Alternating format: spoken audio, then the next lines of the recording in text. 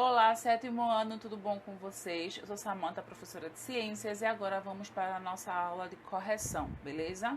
A gente vai corrigir a aula que falamos sobre as relações que ocorrem entre os seres vivos, tá bom? Então, vamos começar com o manual, né? Vendo ali as perguntas que ficaram soltas.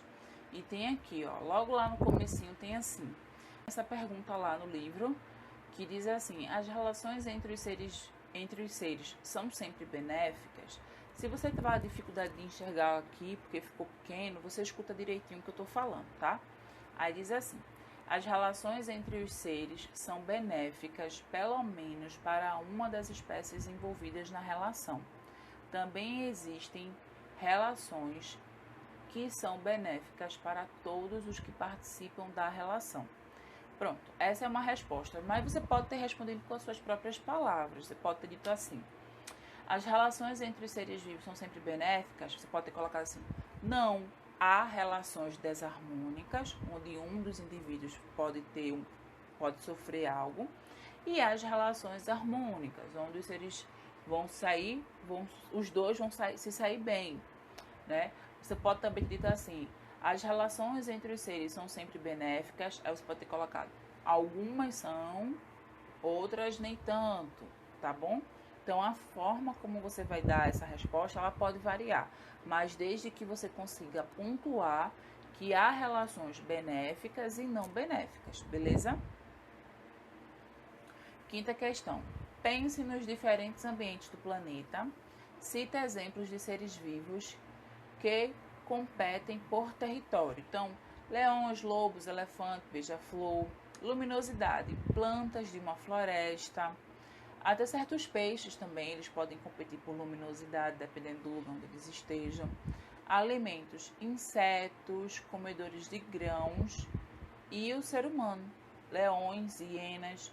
Esses exemplos estão aqui, mas você pode ter citado outros, tá? Não tem problema nenhum. Aí a gente já vai para o final, né? Lá para o manual, lá no finalzinho, que foram as duas últimas páginas que eu pedi para vocês. E aí tem assim: observe o quadro de letras abaixo e encontre a resposta para os seguintes conceitos. Letra A: ciência que estuda as relações dos seres vivos entre si e com o seu meio. Qual o nome? Ecologia. Região do planeta, litosfera, hidrosfera e atmosfera, ocupada pelos seres vivos, biosfera.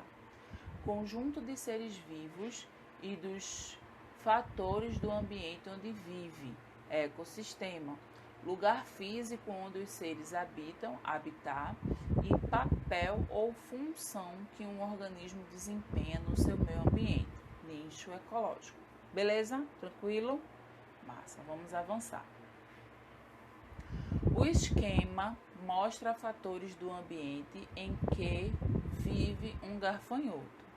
Nesse ambiente, quais são os fatores bióticos e quais são os abióticos? Os bióticos, predadores, parasita, plantas, e os abióticos, luz, vento e umidade. Tranquilo? Massa. Terceiro, observando a foto abaixo do ecossistema do Pantanal brasileiro, pode-se concluir que existem diversas populações. Beleza? Marca o X aí. De onde os seres vivos obtêm energia? A fonte energética dos animais é a mesma das plantas? Aí vamos lá. A energia é obtida por meio dos alimentos, certo? Aí a primeira pergunta, né? A segunda é: a fonte energética dos animais é a mesma da planta? Não, pois as plantas não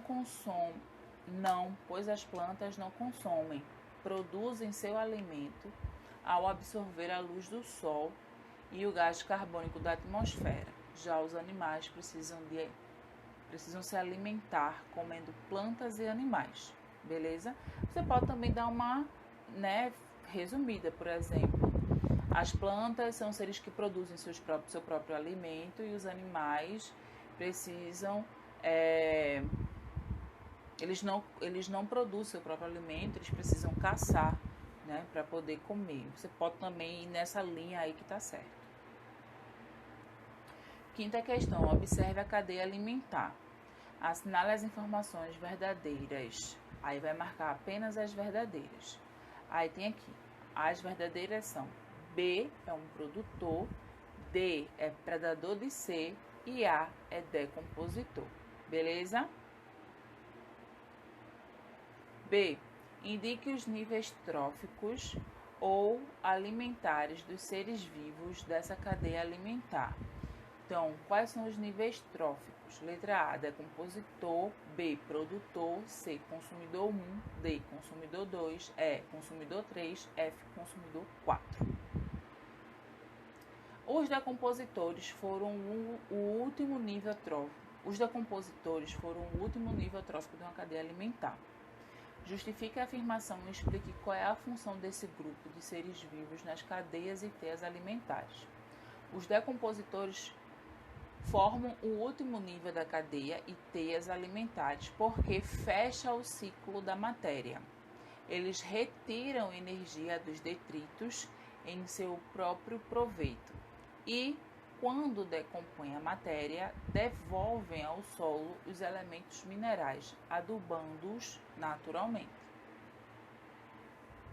Desenhe uma cadeia alimentar com 4 níveis tróficos, indique o produtor e os vários tipos de consumidor. Aí eu peguei do próprio livro, você pode inclusive fazer algo parecido com um livro, né? Então tá aqui uma cadeia com 4 níveis tróficos, onde está a indicação de cada um da cadeia, beleza?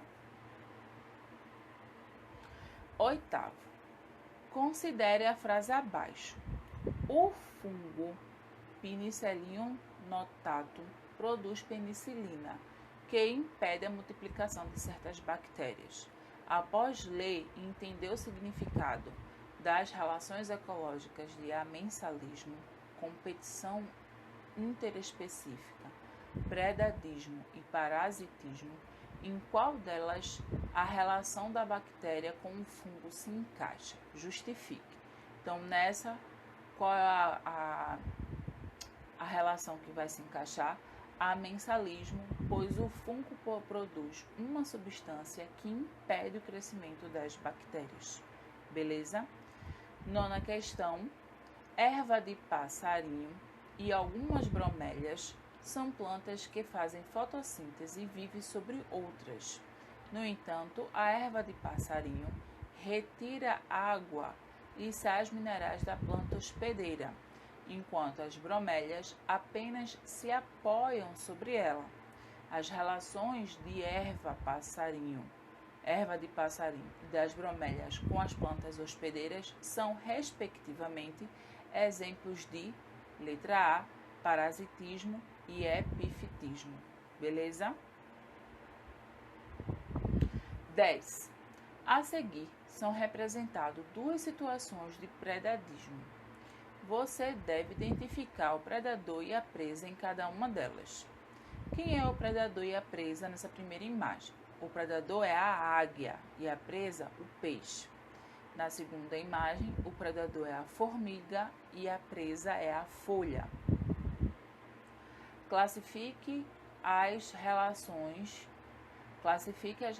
do exercício anterior em interespecífica harmônica, interespecífica desarmônica, intraespecífica harmônica ou intraespecífica desarmônica e justifique sua classificação. Aí aqui, ó, deixa eu aumentar aqui mais, tem assim, ó, 11. Relação interespecífica harmônica, mutualismo, comensalismo, protocooperatismo e epifitismo. Nesse tipo de relação, os indivíduos da espécie... Vou ter que passar a mão na câmera. Pronto. Aí vocês vão copiando, dá uma pausa aí e vai copiando, tá? Nesse tipo de relação com indivíduos de espécies diferentes, não há prejuízo para nenhum dos indivíduos. Relação interespecífica harmônica. Sociedade. Nessa relação de indivíduos da mesma espécie, não há prejuízo para nenhuma delas. Relação interespecífica desarmônicas. predatismo, parasitismo. Cadê? Eu tenho que ficar segurando aqui a tela. Peraí, agora vai. Sociedade, né? Relação interespecífica harmônica, sociedade. Nessa relação de indivíduos de mesma espécie não há prejuízo para nenhuma delas. Relação interespecífica desarmônica, predatismo e parasitismo. Nesse tipo de relação com indivíduos de espécies diferentes, há prejuízo para uma das espécies. Relação interespecífica desarmônica, competição. Nessa relação com indivíduos da mesma espécie, pelo menos uma delas leva desvantagem. Beleza? Eu vou parar aqui, eu vou aumentar para você dar a pausa para poder escrever, tá bom? Deixa eu aumentar aqui, ó. Então, dá uma pausa aí. Agora eu vou lá pra cá. Pronto, aí. Beleza? Massa. Simbora. Rãs e sapos são importantes predadores naturais dos mosquitos. Quando o ser humano avança nas ocupações urbanas e desordenadas, destrói o habitat natural desses animais, causando desequilíbrios ecológicos. Letra A. Sabendo que a dengue é transmitida por um mosquito, Aedes aegypti, explique como a diminuição dos seus predadores interfere na proliferação dessa doença. Letra B. Em sua opinião, a recuperação do habitat de sapos e rãs ajudaria a combater a dengue? Justifique sua resposta. Então, vamos primeiro para a letra A.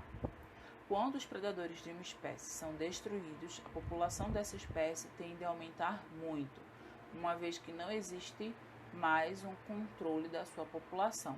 No caso do mosquito transmissor da dengue, sua população aumentará, infestando mais locais e dessa forma a doença será transmitida para mais pessoas. A gente inclusive falou disso tanto na aula como há um pouquinho de tempo atrás, né, com relação a essa questão do equilíbrio ecológico. Agora vamos para a letra B. Sim, pois criaria condições de sobrevivência dessas espécies, aumentando suas populações, o que acarretaria o consumo do mosquito e a diminuição da infestação deles no ambiente. Tá? Pronto, meus amores, por hoje é só. Beijo para vocês, até a próxima aula. Tchau, tchau.